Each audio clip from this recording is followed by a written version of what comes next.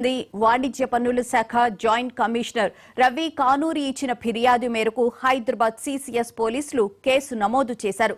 ఒక్క Telangana beverages corporation పన్ను ఎగవేత ద్వారానే వాణిజ్య పన్నుల శాఖకు 1000 కోట్లకు పైగా నష్టం వాటిల్లగా మరో 11 ప్రైవేటు సంస్థలు సుమారు 400 కోట్లు ఎగవేసినట్లు ప్రాథమికంగా గుర్తించినట్లు ఆ ఫిర్యాదులో పేర్కొన్నారు.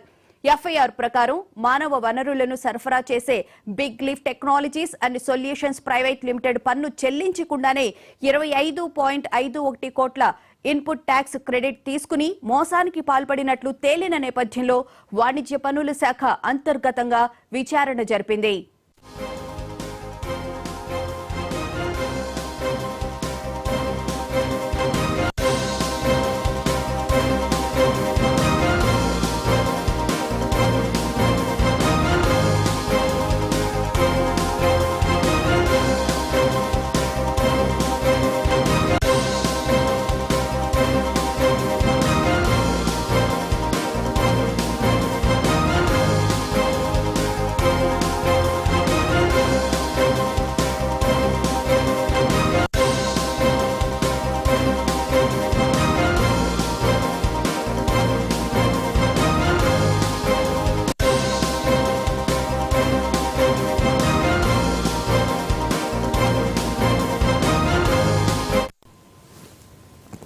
వాణిజ్య పన్నుల శాఖకు సాంకేతికతను అందించే సర్వీస్ ప్రొవైడర్ గా ఐఐటి హైదరాబాద్ వ్యవహరించింది.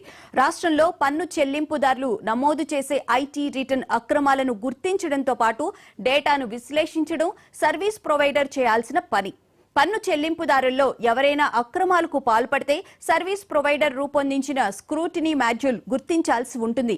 కానీ బిగ్ లీఫ్ టెక్నాలజీస్ అక్రమాలకు పాల్పడిన ఈ మాడ్యూల్ గుర్తించలేదు.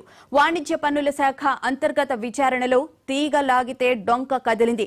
బిగ్ లీఫ్ అక్రమాల నేపథ్యంలో వాణిజ్య పన్నుల శాఖ నియమించిన అధికారి గత ఏడాది డిసెంబర్ 26న ఐఐటి హైదరాబాద్ ప్రాంగణంలో విచారణ జరిపారు. దీనికి సంబంధించిన పూర్తి వివరాలను మా ప్రతినిధి శ్రీకాంత్ అడిగి తెలుసుకుందాం. శ్రీకాంత్, చెప్పండి, జీఎస్టీకి సంబంధించి చాలా ఆరోపణలు వస్తున్నాయి.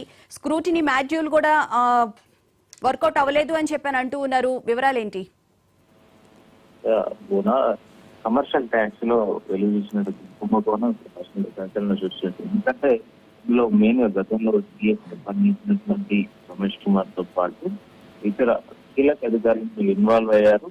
ముఖ్యంగా ఇక్కడ మనం చూసుకుంటే బెవరేజ్ కార్పొరేషన్, రాష్ట్ర ప్రభుత్వానికి సంబంధించిన కార్పొరేషన్ 1000 కోట్లు ఇందులో దొరికినట్టుగా తెలిసింది. దీనికి సంబంధించి కమిషనర్ ట్యాక్స్ కమిషనర్ ఎవరైతున్నారో రవి కానూరి ఆయన ఫిర్యాదు చేయడంతో దీనికి సంబంధించి కేసు వెలుగులోకి వచ్చింది. అయితే ఇది ఒక ఖచ్చితంగా, ఎందుకంటే ఇటు కింది స్థాయిలో ఎవరైతే ఐఐటి హైదరాబాద్ ఎవరైతే సర్వీస్ ప్రొవైడర్ నిర్వహిస్తున్నారో వారి వివరాలు కూరగా అప్పటి ప్రత్యేక ఎవరైతే స్పెషల్ చేస్తున్నారో వారి ఆదేశాల మేరకు మేము చేశామని చెప్తున్నప్పటికీ ఇందులో భారీ ఎత్తున ప్రైవేట్ కంపెనీలు దాదాపు 75 కంపెనీలకు ఇందులో అవినీతి పాల్పడినట్టుగా కొంచెం ప్రాథమికంగా గుర్తించారు. ఇంకా దీని గురించి లోతుగా దర్యాప్తు చేయాల్సి ఉంది. ఇప్పటికే సిసిఐలో ఇది కేసు నమోదైంది. సిపి కొత్త ప్రభాకర్ రెడ్డి కూడా దీనిపై ప్రత్యేక దృష్టి సారించారు. ఎందుకంటే గతంలో జిఎస్టీ కేసులు చాలా నమోదయ్యాయి. అందులో చాలా కంపెనీలను కొంతమంది అరెస్టులు చేయడం జరిగింది. దానికి సంబంధించి వివరాలు కూడా సేకరించింది. అయితే ఇప్పుడు ప్రత్యేకంగా ఎవరైతే గతంలో ప్రభుత్వంలో అధికార హోదాలో ఉన్నారో వారి ఆధ్వర్యంలో జరిగినట్టుగా ఇది సపరేట్ ఒక వాట్సాప్ గ్రూప్ ఏర్పాటు చేసుకొని ఆ వాట్సాప్ గ్రూప్ లో ఆదేశాలు ఇచ్చినట్టుగా వెలుగు చూసింది. అయితే ఆ ప్రభుత్వం ఎవరైతే గతంలో ఇద్దరు నిందితులు పేర్కొన్నారో వారు మేము 2022 సంవత్సరంలో దీన్ని నిలిపివేశామని చెప్పినప్పటికీ తర్వాత పోలీసులు దాన్ని గుర్తిస్తే, విచారణలో భాగంగా గుర్తిస్తే 2024 వరకు దాని చార్ట్ కొనసాగింది. ఆ చార్ట్ లో ఉన్న చార్ట్ తో పాటు అందులో ఫోటోలు, వీడియోలు వాటన్నిటిని వారి ఫోన్లు తీసుకున్నారు, ఇది చేశారు, దాన్ని ఫోరెన్సిక్ పంపించారు. దాని వివరాలన్నీ సేకరించే పనిలో ఉన్నారు అధికారులు. అయితే మనకి ఇక్కడ స్పష్టంగా మాత్రం అధికారుల ఏదైతే సూచనలు ఉన్నాయో వారి అండతోటే ఇందులో భారీ స్కామ్ జరిగిందనేది తెలుస్తుంది. ప్రభుత్వం ఇప్పుడు కొత్తగా వచ్చిన ఏదైతే కాంగ్రెస్ ప్రభుత్వం ఉందో ప్రభుత్వం ఇది సీరియస్ గానే తీసుకుంది. ఎందుకంటే ట్యాక్స్ పన్ను ఎగవేత ద్వారా అది చాలా పెద్ద నేరం అని చెప్పవచ్చు. ఎందుకంటే ప్రభుత్వంలోని పెద్దల సహకారంతో ఇది జరిగిందని చెప్పవచ్చు. ఎందుకంటే ఓ సంస్థ అసలు పన్ను చెల్లింపు చేయకుండానే క్రెడిట్ తీసుకున్నటువంటి పరిస్థితి అనిపిస్తుంది. ఈ నేపథ్యంలో అప్పటి ప్రభుత్వ పెద్దలు కావచ్చు, ఇటు అధికారుల అండదండలతో అక్రమాలు జరిగాయనేది ప్రధానంగా తీసుకుంది. అది ఇప్పటికే నమోదైన నేపథ్యంలో దీనిపై విచారణ వేగవంతమైందని చెప్పవచ్చు. Okay, thank you Srikanth.